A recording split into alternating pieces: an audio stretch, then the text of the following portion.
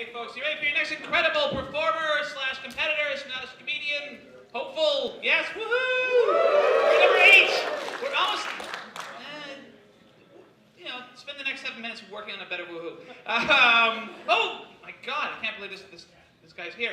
Not only is he one of my favorite comedians to watch, but he's also one of my close and personal best friends. Please welcome to the stage the one, the only, the lovely and talented Gavin Clarkson, everybody. Gavin!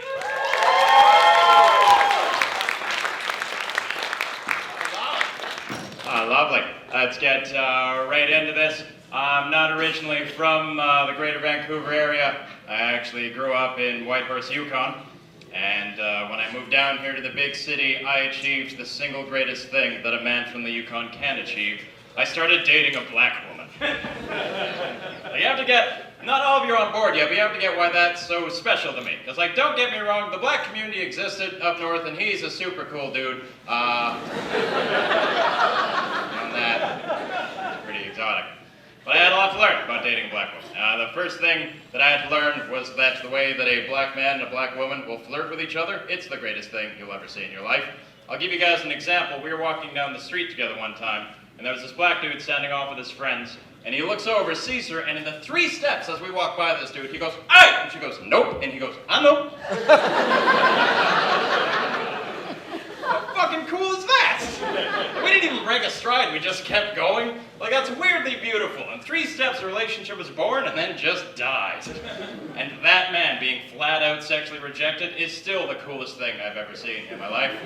Like, if I tried anything even close to that, I'd be like, hey, and she'd be like, ew, and I'd be like, I know. It's the body language behind that thing, the whole confidence, like, too cool for this shit anyway, you keep on walking.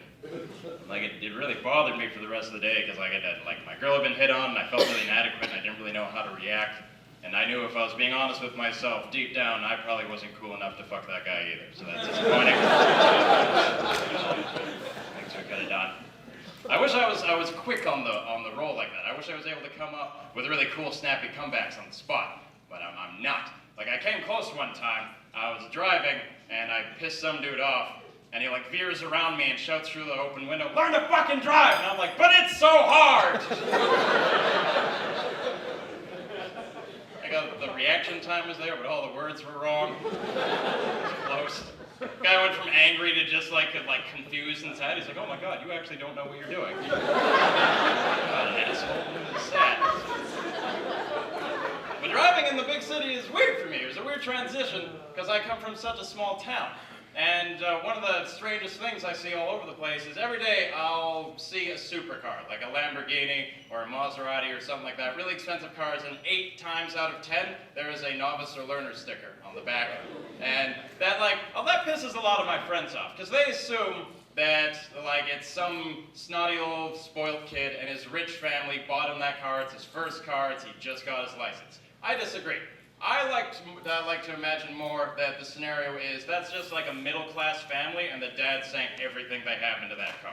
And it's just the family vehicle now. Like, that's all it is. Well, no one's like teaching his kid to drive on it. My favorite part about imagining that scenario is like when he would bring it home to his wife and he was supposed to get on a station wagon or some shit like that. And he's like, "Yeah?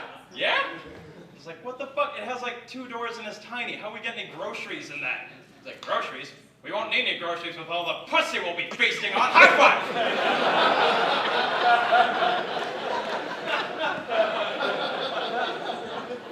Mileage is pretty terrible, yes. See your point.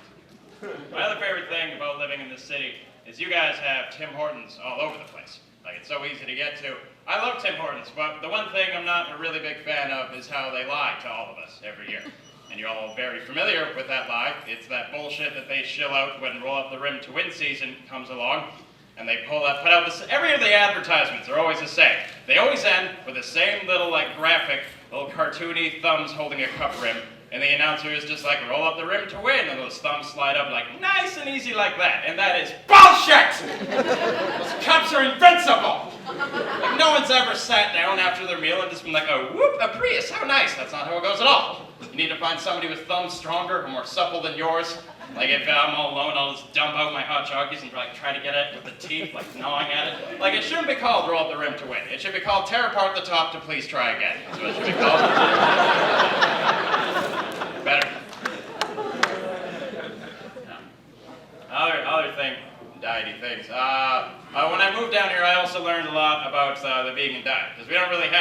there is nothing up there but ice and meat. Like, you just wouldn't last very long. And so I had a lot to learn about that, and I learned I'm not a vegan, but I have so much respect for the very first vegan baker, because that guy had to have so much patience. Like, can you imagine back before veganism was a thing, and you have your well-established little patisserie, and this white dude with dreads walks in, because that's what he looked like, and he's just like, hey, I don't eat milk or eggs, and I want a baked good. How? Milk and eggs have been a baked good since all baked goods. That's an impossible request. You can't just ask insane shit like that. It's like, oh, I don't know, try using applesauce. Those are nothing alike!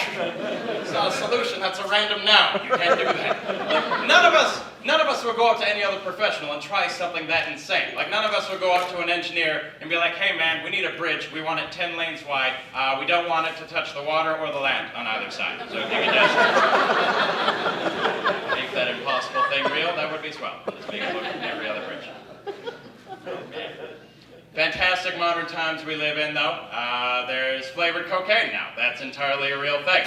A bunch of police found a shipment of candy-flavored cocaine down in California. And I've never done cocaine before, but it never tasted like chocolate before, so this big news.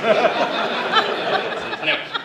But I think this is a very exciting thing for cocaine, because it means like we can class it up a bit, we can have cocaine tasting parties. I think those would be nice. Like a bunch of fancy people leaning against a bar, like cool jazz piano. One guy leans over, it's just like, oh fuck, you really feel the elderberries, that's nice.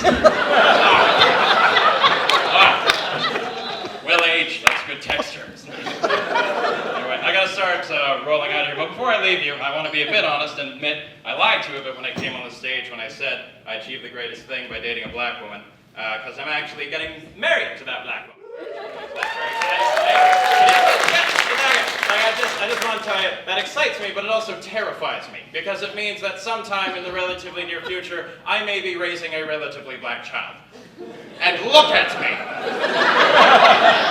I'm going to fail that child. Like, I don't know anything about raising a cool black kid. My entire childhood looked like an 18-year running of that Mormon Church of Latter-day Saints commercial. My favorite R&B album of all time is the Space Jam soundtrack. But there is going to be a moment. Oh, you know what, guys? That's all the time I have. Thanks so much. I've had a blast. I'm Gavin Clarkson.